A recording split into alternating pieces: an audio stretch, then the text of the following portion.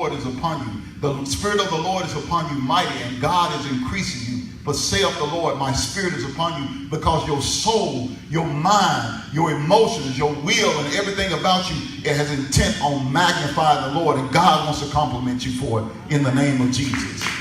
Amen and amen. And that's what God will do.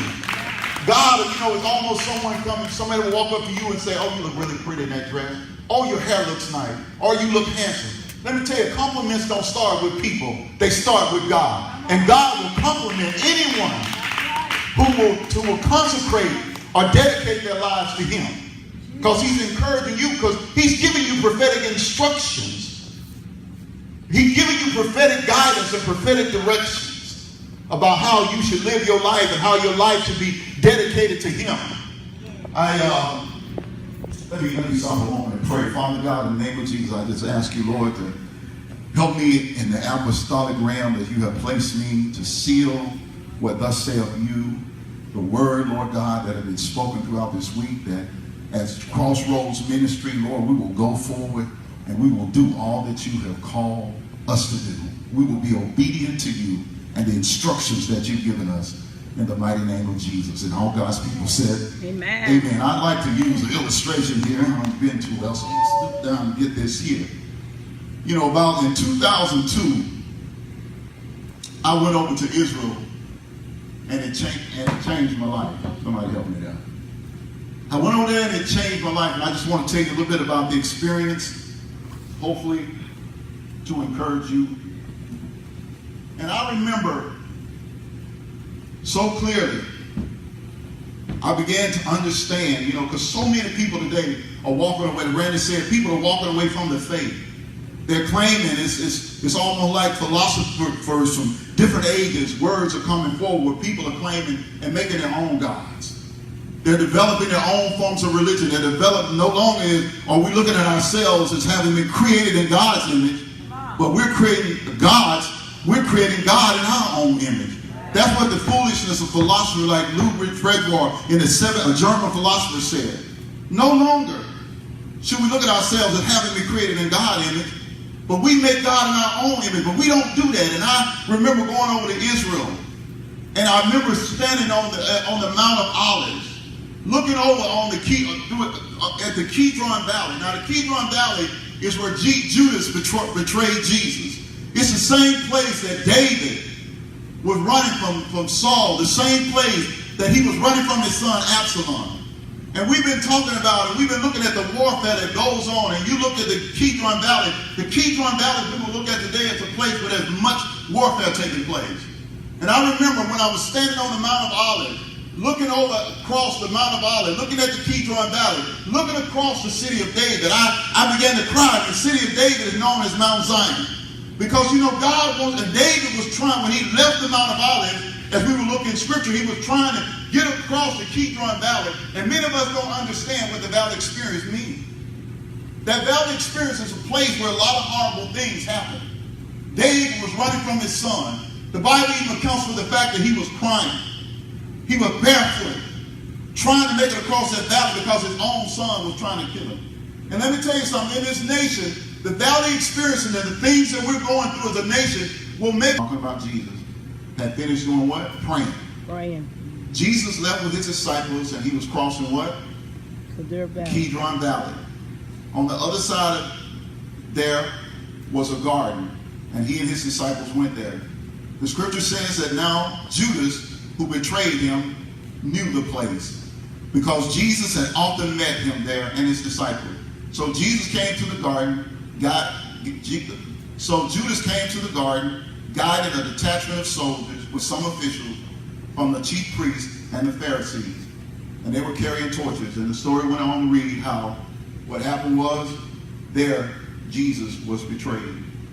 And if I may submit to you, that's the place where a lot, each of us are going to have a Kidron Valley, where a lot, it's going to make sense in a minute here. Verse 14, and David said to all his officials who were with him, in other words, he was fleeing from his son. We must flee. None of us will escape from Absalom. We must leave immediately and we will quickly be overtaken and bring to ruin on us. Verse 15 says, now the king official answered him, your servants are all ready. They will do what you have asked us to do. Excuse my glass. I got to get new glasses. I'm sorry. He wants each of us to elevate to, just like he did Moses and different men of God in the Bible. Come on, the church say amen. Amen. And why am I saying this? I'm saying this for one reason. Because Christians, everybody say Christians. Christians must learn how to pray. And prayer is not something that you do where you do all the talking, and then once you finish talking, you basically tell God to shut up and you leave that moment with God, because God wants to teach each of us how to pray. Hello, are you hearing what I'm saying? Come on, yeah. Prayer for most Christians is one-sided. It is God hearing us and not us hearing God. We got to hear God, and our prayers can't be, because you look at it, you look at the imbalance that we have in prayer. Are y'all hearing what I'm saying? Most of us go to God, like one young lady told me, oh, me and God, we talk all the time. But she forgot about the part where God wants to talk to you. Prayer's not a conversation where, and I know this might not make you jump up and shout. I know it may not make you scream. But let me tell you something. Prayer has changed my life. Are you hearing what I'm saying? And prayer will change your life. Now find you a Christian that do not have a good prayer life, and I will show you a weak-minded Christian, a Christian that's tormented by the devil, a Christian who lies and taken over by all kind of wickedness. All kind of wickedness. I remember when I was a young boy, about 19, 20 years of age, when I met this man right here. That's why I'm so loyal to him. That's why, because God used that young man to change my life. And God will put certain people with you that you ain't never spawned. Okay, you may go one city, one place, another place. But let me tell you something, Crossroads. When God put a man of God in your life, don't ever walk away from that person. I don't know how good and how green things are on the other side that may look prosperous, but you stand in covenant. You stand in that place where God has placed you. Are you hearing what I'm saying? Yes. Hello? Hello. Come on. I remember as a young boy, we go to class all day. Granny come home, you done faced all kind of temptation. You try to Let me tell you something, families. The one thing I learned, if you're going to grow, you got to spend time with God, and you got to long to hear his voice. A Christian that does not hear the voice of the Lord will be a frustrated Christian. And somewhere along the line, you're going to get off course. See, a man of God should never have to come in and plead with people to take up a mantle for God. A man of God should never have to plead, because a person who's spending time with God is going to be running to the man of God and say, man of God, what are we doing for the Lord today? What are we doing for the Lord this month? What are we doing for the Lord? See, in the apostolic anointing, God sends the apostle to break up stuff, to take the instructions and help you get them in your heart to do with everything that God called. Because you know what? Like it was with Jeremiah. When God told Jeremiah to go to the people of Israel, and he was so intimidated by the people, and you may be intimidated by Maria, you may be intimidated by the people in Marion. Important thing. David told us, as for the days of our life, they contain 70 years, and of due to strength, 80. That means if you live a good, healthy life, you'll make it to 80. Well, I turned 59 this year. I'm about 59 and a half now. And I realize, as David said, as for the days of our life, they don't contain a whole lot of years. One day is like 1,000 years. 1,000 years like you don't have a whole lot of time to get done with God, because you got to pass something on to the next generation. Are you ready to pass on to the next generation? And one thing you got to teach them is how to pray, how to believe God, how to worship God. Are you hearing what I'm saying? Come on, Bishop. Because we can be strong in his grace. And the compliment in life that God wants to give you, man, it's like no other compliment. It's not like somebody looking at you in here and telling you how good you look, or telling you how well you've been doing. But when a voice comes from heaven, and it is written and it is said about you, that in your generation you obeyed God, that when the prophet of God came to town, when the apostolic anointing came and gave instruction for Crossroads Church, the people stood up and shouted. And they stood up and shouted and said, we shall obey the voice of God. We shall obey the word of the Lord. You don't have to get excited if you don't want to. Come on, come on. Gods that people can choose from. Not a whole, like a food table, going to Golden Corral, and you just got a whole smorgasbord of what you want to put on your plate. But when it comes to God, you don't get a chance to just have a whole smorgasbord of what you want about him, you want to put on your plate. He put what he wants to put on your plate. Are you hearing what I'm saying? And now we pick from among those gods which one we want to serve. Hello? Hello. Speak, prophet. Yes. We pick among the gods which one we serve at 2,500. Then you look at Judaism, you look at Christianity, you look at Islam, and you look at the Baha'i faith, and all kind of religions have sprung up. Oh, yeah. And in our generation, guess what we do? We pick the one that best let us do what we want to do instead of what's going to accomplish the kingdom purposes. Come on. Give the Lord Speak. praise. Oh, God, speak. But if you're like me, you look to God and say, God, you give me my instructions. You lead me, like David said, you lead me in the path of righteousness for your name's sake. See, when David was in that valley, you got to understand, when he was writing in metaphors, when he would write allegorically or symbolically, you got to see what this man was going through. You got your son chasing you. You got them fools with Saul chasing you. He is in the valley. But God will give you the strength to make it through your valley experiences if you will hear what thus saith the Lord and heed the instructions that he wants to give you. You can make it. Somebody said, I can make it through my valley experience. I can make it through the valley. Somebody, I'm going to tell you something. The valley is hard. Because there are a lot of haters in the valley. Oh. The valley is tough. Speak. Even inside your family, you will have people come against you when you're trying to make it to the kingdom and you're trying to fulfill God's purposes and will for your life. You'll get hurt. You're going to have darts thrown at you. You will have arrows pointed at you. All kind of stuff don't go on. When you're in your Kidron Valley. When you're in your valley experiences. But God will give you the strength to help you make it through. And even though you're going through things right now, I come to tell you that God, like David, you might get wounded, but you won't die. You might get hit, but God will make sure you get over the pain. God will help you climb to the elevation. You're going to get through your valley moment. You're going to get through your Kidron Valley moments. Are you hearing what I'm saying? Come on. Look to heaven, but don't lose your time in prayer. Don't lose your worship. Be like Brandon and I. Get in a little room somewhere and don't forget to worship and don't forget to pray, because the strength that you need comes prophetically from the Lord. Are you hearing what I'm saying? Yes. In an English language, which is hard to do, or a Hebrew language, what was taking place in his life? As we read the 23rd Psalm, the Lord is my shepherd. Let me tell you something. Every one of us are going to shepherd something. And through your shepherding, through him being your shepherd, and through your shepherding experiences, you're going to learn a lot about God. And David was trying to tell us a lot about our Heavenly Father. That's why he said, thy rod and thy staff, thy word and thy spirit, my time in prayer, my trying to hinder you from carrying your load. Can't nobody carry your water for you. God's giving you the strength to carry it for yourself. Can't nobody carry your responsibility in God. You got to carry that for yourself. Come on. Speak, prophet. Speak. David said, he was using symbolism. Because he had sheep with him. Randy said he got y'all standing in your time. Are you hearing what I'm saying? Yea, do I walk through the valley of the shadow of death. Thou prepares a table in my valley experiences, in the presence of my enemies. It's a prophetic word. See, in the midst of it, you're going to learn to turn to God, not to quit on God, not to quit on the men and women of God, because you're walking through the valley. And you know what? You always got to keep your rod. Man, you always got to keep the staff. You get hard though. Man, they're throwing darts at you. You got Judas around the corner. Man, you gonna watch this feet. Don't you remember Jesus when he let God lead you in a way that you can lead those kids to a place where they can get everything that God wants them to have. Yes, God. Yeah. Yeah. You don't have to die in the valley.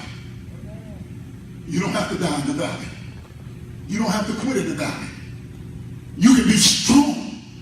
But let me tell you something. Man, I know people that get sick. The enemy, they say, man, you better get your butt out there, Race. You got to go run with some men. Just a confusion. God ain't confused. That's right. Come on, prophet. And the folks that legislated are the same folks that went and learned biology and science, and now The human housing human service director said, we got to change everything that we done taught in the classroom. That's in the valley. In the valley. And then we run in both with people who legislate this kind of crazy stuff. Come on, you're right. Because we get confused. Because if we go up on the mountaintop, if we get to our Mount Zion, if we get to our Mount Horeb, our Mount Sinai, we can see better. I'm serious. I said I'm going to be here long. I thought I said that. Now let me get through this. Are y'all here? Are y'all? Am I all right? Some of y'all looking at me still like, I know how you feel. You've been in church all week, you just want to get home, relax, kick your shoes. Let me tell you something. The church didn't start with Randy and Cindy. Let me tell you something. Jesus looked at Peter. He said, look, upon this rock I'm going to build my church. And the gates of hell, then he said we're going to come, but they're not going to prevail. If you want the gates of hell to stop prevailing, get in covenant with God. Walk with the men and women of God. Are you hearing what I'm saying? Hey, prophet. Come on. Speak it. Prayer. He who has ears to hear, let him hear. Come on, touch your ears. And it said you got ears. You have ears. Some of y'all can't hear. See, you hear for a moment, and when Jesus went on talking about it, he was talking about the different type of soil that you sow the word on. A person that has ear to hear, a person who has an ear to hear, and going to hear what God's saying, they're going to obey. And he described the different conditions of the soil that your life may be built upon. Some of y'all might have a stony heart. I mean, the word can't get no, it can't take root or residence inside of you. Some of y'all got roadside soil. Ain't nowhere to grow nothing. I prophesy to you. What's your name? Huh? Go ahead and play. Let me say a few things over here real quick. Melvin, you said, right? Melvin, when I was sitting over there, man, I saw you in another realm. And you weren't playing for Crossroads. You wasn't playing for the people. Man, you were making a melody to God. And you know what? Through the melodies that God has given you, God wants you to begin to put prayer to those melodies. And God wants you to begin to talk through him, through song. That not something you just heard somebody else, people who will worship.